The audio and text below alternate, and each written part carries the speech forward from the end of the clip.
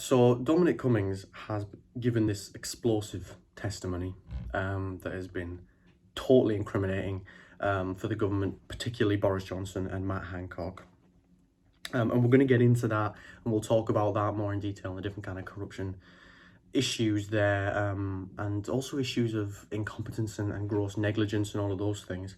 But something that I think is very, very important that I want to address first is the media in relation to this, right? So I'm going to put up a clip. We're going to put up a clip, and it's basically, it's a clip from BBC News where they are broadcasting Cummings giving this testimony, giving evidence to MPs.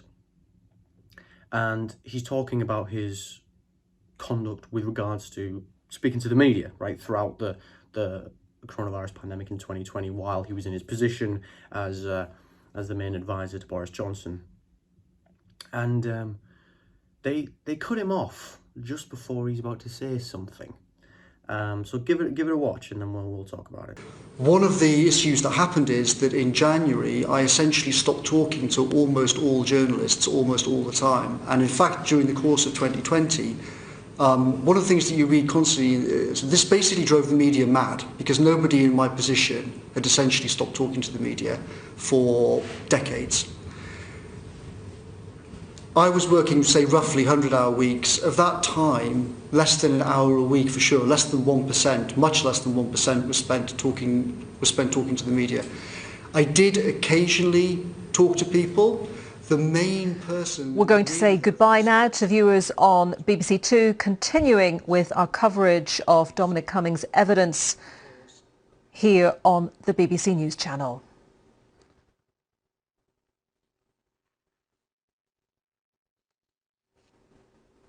Give guidance to her on certain very big stories. For example, I'll give you an example. The full clip is available elsewhere on YouTube. You can go and find it. He is just about to say that the only person he really had that much in contact with throughout the pandemic when he was in that post was Laura Kuenssberg. Laura Kuenssberg, in case you don't know, is the main political editor for the BBC. So that's concerning. I wonder why the BBC would suddenly decide that now it's time to cut Dominic Cummings off, just as he's about to essentially call out one of their journalists for being much more close than the rest of the media. And I know Cummings says in the clip, the full clip, again, you can go and watch it, he actually says about how, well, the BBC has a special position, especially in a time of crisis. You know, it's the public broadcaster and all this stuff. But that doesn't mean that journalists should essentially be just chatting with people deep embedded in the apparatus of government. To me, that sounds extremely dangerous. And the really concerning thing is that Laura Kuenssberg has a track record of just reporting whatever sources for the government and the Conservative Party say. Right now, she tends not to do that as much for the Labour Party and for left-wing organisations and so on. So that's very concerning to me. So if the media clearly has some level of not nepotism, but, you know, it's protecting its own, and obviously the government's doing that, the politicians are doing that, what on earth are we going to do, you know? So this is why we need alternative media. This is why we need shows like this, where we can kind of just cut through the noise, and we're not kind of trapped in this Westminster bubble where everyone's friends and everyone's going to tea parties, and journalists who are supposed to be holding powerful people to account are just, you know, chatting with them and eating scones and drinking champagne. And if they make a mistake, yeah, whatever. You know, Toby Young, look at him. Look at all the crap that he's spoken. I mean, a lot of false information about coronavirus, downplaying the danger at the beginning of the pandemic. He's still a prolific journalist. You know, it's like they're just any other job other than politician or journalist in this country. You'd be sacked for things like that, for negligence, for incompetence, for corruption. But that's just not the case. The rules don't apply. So that's very, very concerning. Now let's get onto the main actual issues with what Cummings was talking about and what he actually has accused the government of. So there's quite a lot, I'll be honest, and I encourage you all to go and watch it for yourself online and do your own kind of research and stuff, because there is so much. It's about, feels like there's a corruption scandal every hour with this government, honestly. So Dominic Cummings says Matt Hancock should have been fired for 15 to 20 things and for being a serial liar. So that's, can we appreciate, right? And this is something I think we need to make sure we never lose sight of, that this isn't normal, right? In democratic politics, it's not normal for there to be so much obvious incompetence, obvious deception. Right? You always have politicians who are slimy, and you know, we can talk about how maybe there are ways of getting around that, and how different people with different ideologies would talk about that, you know, ways of limiting that. But this is on a whole other level. 15 to 20 things. And obviously, it's Dominic Cummings, you know. I'm certainly not going to trust everything that he says, certainly after the Barnard Castle incident. He was the mastermind behind the Vote Leave campaign in 2016. So, you know, and he has a pretty interesting relationship with the truth, shall we say. But there seems to be no real reason why he would lie about this. And I think we all know that Matt Hancock did lie about a really, really important issue. And that was something that Cummings actually talked about in his testimony as well. That they sent people into care homes with coronavirus back in 2020.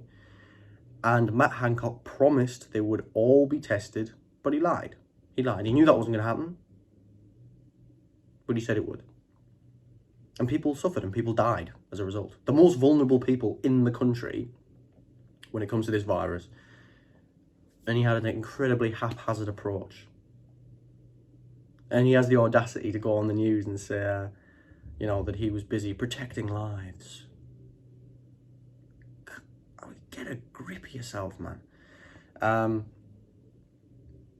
So there's that, right? And Cummings also said from February or March, I was saying, if we don't fire the health secretary, we are going to kill people. And this is all, you can see him saying, you can watch him saying all this on the testimony. It's on YouTube from a lot of different news outlets. We also have another thing from Matt Hancock. Now, this isn't related to the Cummings stuff, but he broke the ministerial code over having a stake in his sister's firm that won a £300,000 NHS Wales contract, according to a watchdog. More corruption. This isn't normal. Can we make sure that we don't forget this is not normal? This shouldn't be something that happens in a free and fair democracy. I think it's fair to say we no longer live in a free and fair democracy. It's a declining democracy, a managed democracy where, as long as you're protecting the status quo, as long as you're protecting the extraordinarily wealthy and influential people, yeah, you can basically do what you want, right? Basically. So clearly there's been massive amounts of negligence. Cummings has even said that he wouldn't rule out Matt Hancock being done for corporate, I think he said corporate manslaughter. Yeah, corporate manslaughter charges.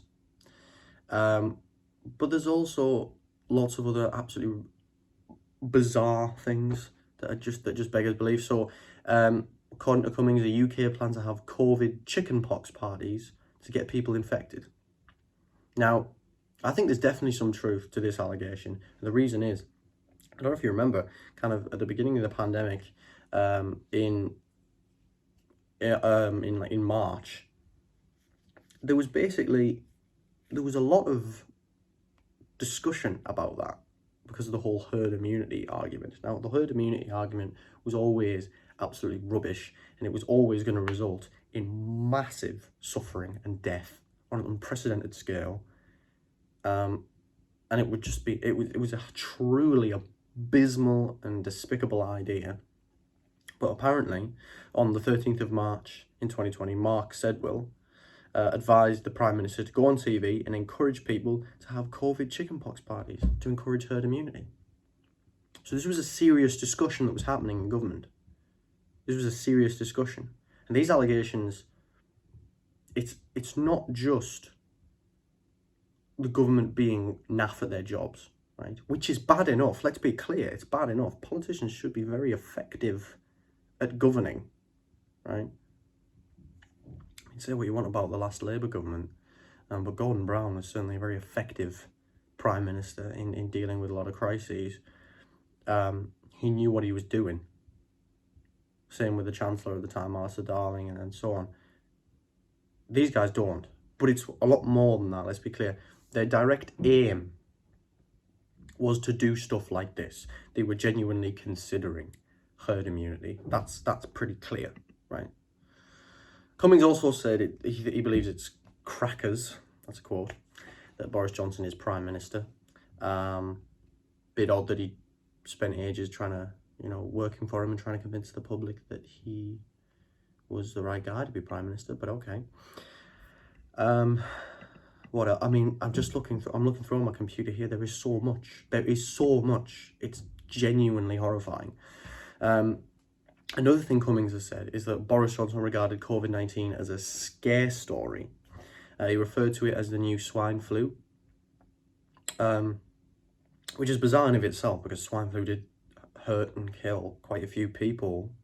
It just wasn't, like a globally devastating pandemic like COVID has been.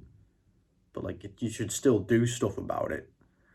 And he suggested that Chris Whitty could inject him with it on live television.